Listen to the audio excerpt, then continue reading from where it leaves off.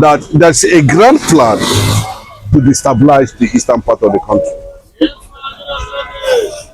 The continuation of marginalization, killing of the Igbo people, of the Igbo Biafrans, have led to thousands of Nnamdi Kanu, and of course, the prominent separatists based in Finland taking up the mantle to attract the global solidarity and attention to the Biafran cause.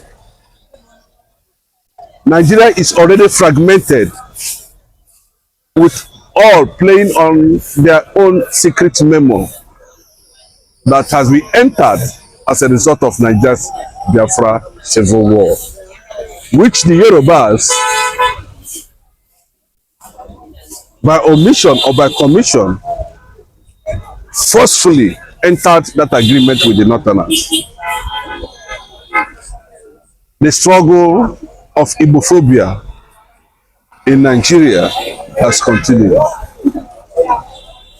At this point in time, we are seeing different directions, different approach, different manipulation to the reality on ground. The Igbos are being killed. They started killing Igbos since 1953 to date. I don't think there's any race or any tribe in this country that is being killed the way Igbos are being killed. We are saying no to killings because they should not allow this generation of bottled up anger to take up arms against Nigeria again. Everybody is trying to avoid the consequences of degenerating to armed struggle. Self-determination is a legal right, not a privilege. The system must understand that. Awolowo, Azikiwe, Tafa Balewa, Ahmadu Bello, all of them were also involved in self-determination. We didn't see this kind of thing happen. It is a different case because Igbo is involved. Today,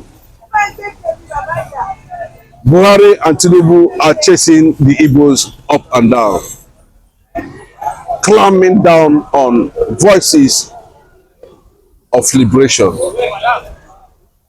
I do not know what they intend to achieve with that.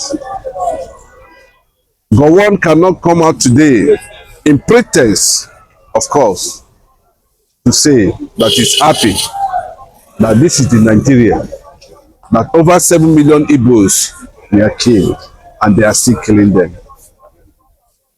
What does that mean? The conspiracy between the Yorubas and the Northerners against the Igbo interest has gotten to a level where people will understand that we don't need to be one by force. We don't need to stay together. It's not by force. The British government that created this corruption, yes, said after 100 years, you can go your separate ways.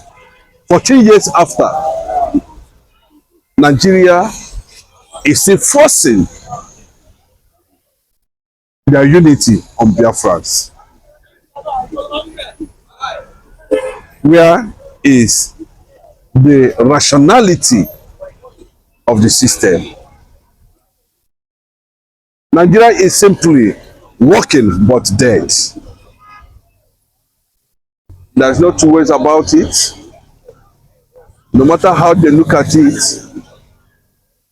a lot of people are still believing that the civilized nation, like other parts of the world, who seek for freedom and got it through non-violent approach.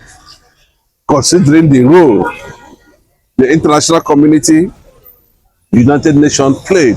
One of such countries is Finland, where Simon Ekpa is undergoing interrogation by the Finnish police.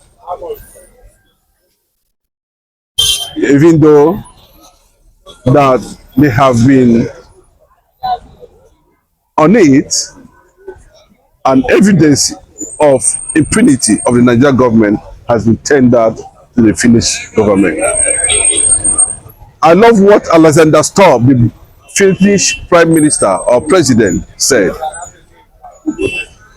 Simon Ekpa is not linked to any terrorist group. That is one. And for that reason, he will not be repatriated, extradited back to Nigeria. He denounces Nigerianness as a result of these ongoing, unstoppable atrocities. You can see over 30 people were killed in Benue just last. It was Manepa that is responsible. Those that were killed in Enugu a few days ago, Simon Ekpa is responsible. Those that were killed in Zamfara, Simon Ekpa is responsible. Go and look at the news today. Lawarakura, what they call it, the new Boko Haram in town, has spread in all the 19 states of the northern part of the country. Look at this, it's important there. There must be a resolution for disintegration of Nigeria. That the Biafran struggle has not been able to die down because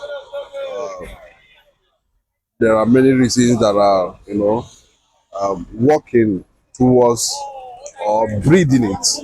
The breeding aspect of Biafran struggle till date is the consequences of the corrupt amalgamation that sees Nigeria as a propaganda. Nigeria as a nation to today is founded under injustice, founded under propaganda, founded under deep racist theory and political manipulation. The manipulation of the amalgamation of Nigeria was deeply orchestrated by the British colonial masters with the aim of turning it to a money-making adventure or business. So basically, Nigeria has never been created to be a nation.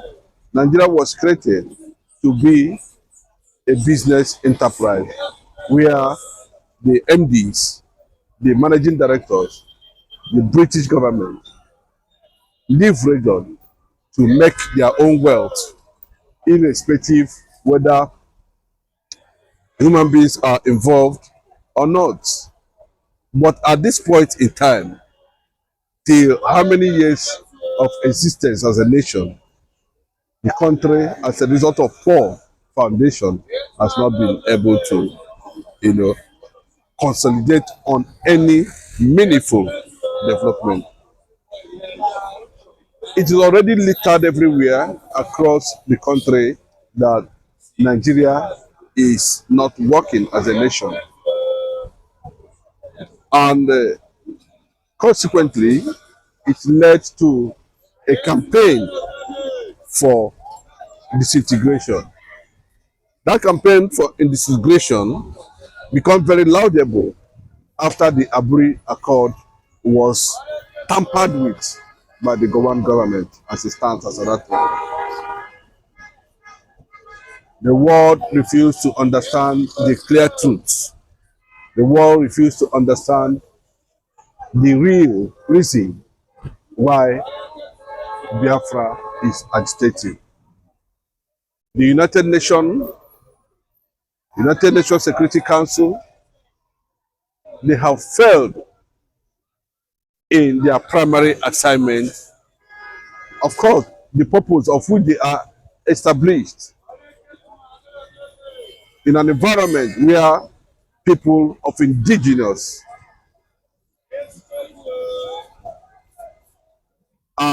being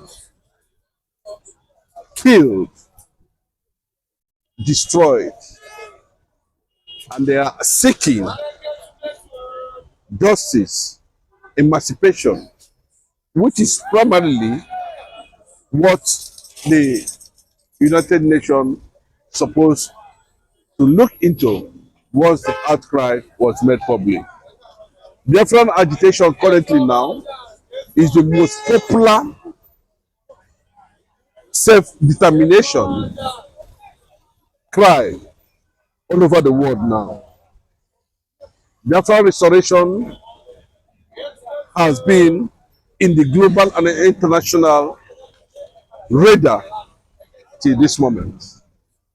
The topmost nation in the world seeking for freedom, recognized hard by international communities.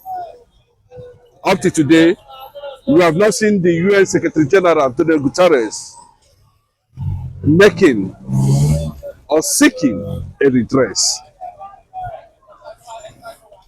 The people, the indigenous people of Biafra, have taken it upon themselves to seek a peaceful and non-violent approach to that struggle.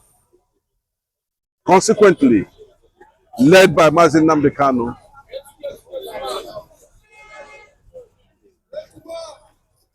the IPOB leader who started the advocacy peacefully with non-violent approach, meeting up the criteria and the yardstick set aside by the United Nations for those indigenous people seeking for self-determination. But unfortunately, you will see how the Nigerian forces killed and has been killing the people of the eastern region. Nnamdi Kanu is currently on DSS custody,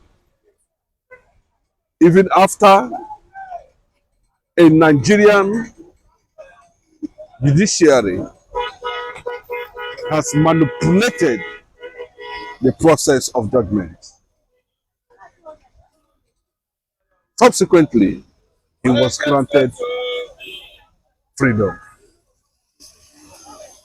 Up to today, the same court has not protested.